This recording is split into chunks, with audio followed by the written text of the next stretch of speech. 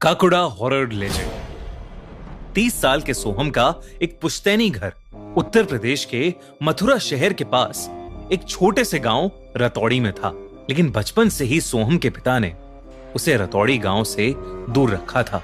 वो नहीं चाहते थे कि सोहम के कदम कभी उस मनहूस जगह पर पहुंचे।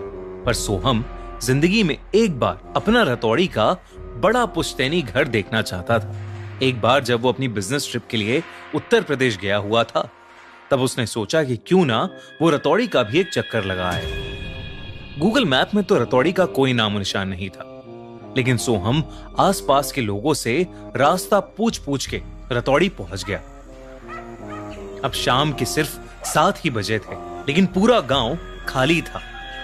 सोहम ने देखा कि हर घर में एक नहीं बल्कि 2 दरवाजे हैं, एक बड़ा दरवाजा और एक छोटा दरवाजा, और हर घर का छोटा दरवाजा खुला था। सोहम के एक चाचा उसी गांव में उनके पुश्तैनी घर पर रहते थे। वो सीधा अपने घर के पते पर पहुंच गया। घर का बड़ा वाला डोर बंद था। उसके नॉक करने पर भी जब कोई बाहर नहीं आया, तो सोहम उनके घर में बने छोटे दरवाजे से अंदर घुस गया और उसने वो दरवाजा भी अंदर से बंद कर दिया।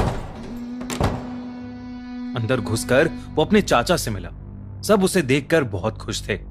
वो लोग अंदर वाले कमरे में बैठकर बातें करने लगे। तभी पूरे रतौड़ी गांव में जोरों से घंटी बजने की आवाज आने लगी।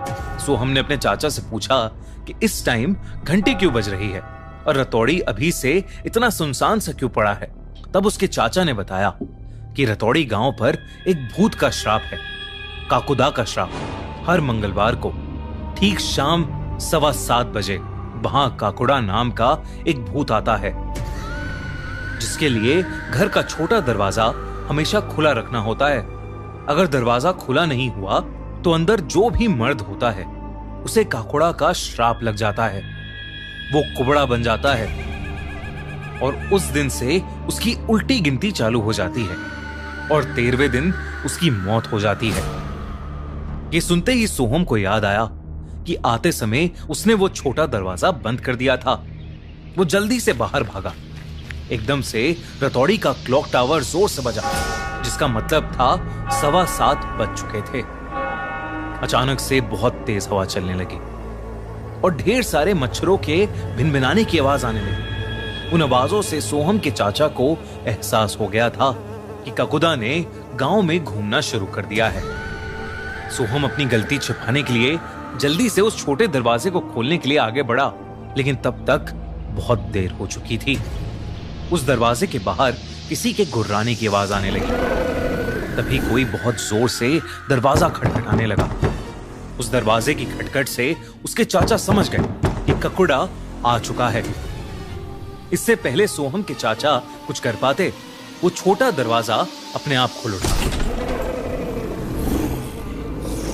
सोहम ने जो देखा वो देखकर उसकी चीख निकल गई, क्योंकि दरवाजे के दूसरी ओर कोई इंसान नहीं बल्कि हवा में उड़ते हुए मच्छरों से घिरे हुए उसे 2 सड़े हुए छोटे से नीले पैर दिखे। सोहम काकुदा को अपने सामने देखकर बुरी तरह कांप रहा था। काकुदा 2 लाल भयानक आंखों, बिखरे हुए बाल और सड़े हुए छोटे से नीले शरीर के साथ गुर्राता हुआ तेजी से उड़कर सोहम की तरफ आया और उसे इतनी जोर से लात मारी कि वो वहीं बेहोश हो गया। जब सोहम की आंख खुली तो सारे गांव वाले उसे घेर कर खड़े थे।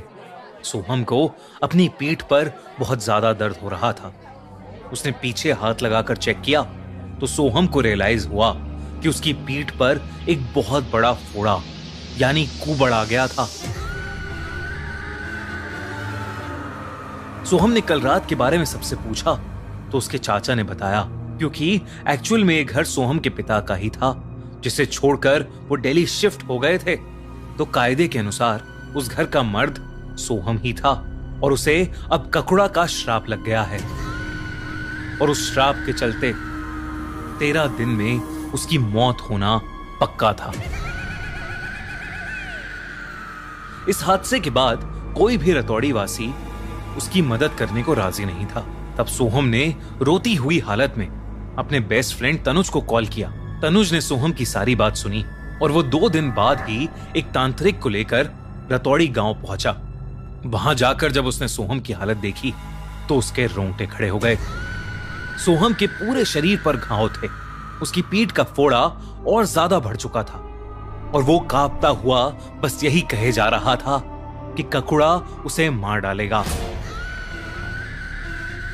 सोहम के चाचा ने तांत्रिक को बताया कि ककुदा गांव के एक खेत में रहता है, एक स्केयरक्रो यानी एक बिजुका के पास।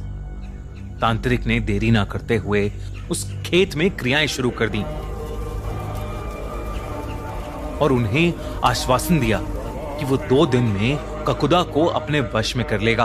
वो दिन रात पूजा करता रहा, लेकिन सोहम के घाव बस बढ़ते ही जा रहे थे। दूसरी रात जब तांत्रिक ने सोहम को उस खेत में ही पूजा स्थल के पास बुलाया तो सबको बाहर फिर से तेज हवा, गुर्राने और मच्छरों की आवाज आने लगी और अचानक ही खेत के बीच में वो लकड़ी से बना बिजुका हिलने लगा। इससे पहले कि कोई कुछ कर पाता, उस बिजुका ने अपने हाथों से तांत्रिक का गला दबाया और उसे पल भर में वहीं मार डाला। ये सब देखकर तनुज और सोहम वहां से फटाफट भागे। तनुज बहुत ज्यादा डर गया था और बिना देरी करते हुए सोहम को गाड़ी में बिठाकर वहां से निकल गया।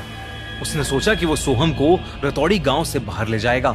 गाड़ी में बैठकर वो दिल्ली की तरफ जाने लगे। वो रतौड़ी गांव से निकलने ही वाले थे कि तभी तेज हवा चलने लगी और अचानक उनकी गाड़ी खराब हो गई। एकदम से उनकी गाड़ी को भिनभिनाते मच्छरों ने घेर लिया और उन्हें किसी के गुर्राने की आवाज आने लगी। उन्होंने देखा कि काकुदा ठीक उनकी गाड़ी के सामने उड़ रहा था।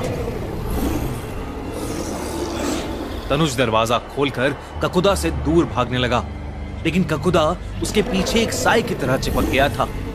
कुछ ही पलों में सोहम ने देखा कि तनुज हवा में उड़ रहा है और ककुदा उसके पीछे है। देखते ही देखते तनुज की गर्दन चटक गई और वो नीचे गिरकर मर गया और ककुदा वहां से गायब हो गया।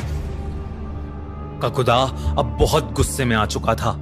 अगले 7 दिनों तक वो सोहम को उसके घर से उठाकर ले जाता और रतौड़ी के अलग अलग घरों के दरवाजे पर उसके कुबड़े शरीर को जोर से फेंकता। रतौड़ी वासी सोहम की मदद करना चाहते थे, पर ककुदा का आतंक हर कोई देख रहा था, इसलिए चाह कर भी कोई कुछ नहीं कर पाया। और फिर 13 दिन पूरे हो गए। पूरे रतौड़ी को पता था कि श्राप के मुताबिक आज ककुदा सोहम को जान से मारने वाला था। उस दिन गांव में बाकी मंगलवारों से ज्यादा सन्नाटा था। 7:15 बजते ही रतौड़ी का क्लॉक टावर फिर से बज उठा। गांव के हर दरवाजे के बाहर से तेज हवा और मच्छरों के झुंड के साथ ककुड़ा निकला। कुछ ही देर बाद गांव वालों ने सोहम की रूह कपकपा देने वाली चीख सुनी। सोहम अब इस दुनिया से जा चुका था और ककुड़ा के श्राप से रतौड़ी का एक और इंसान अपनी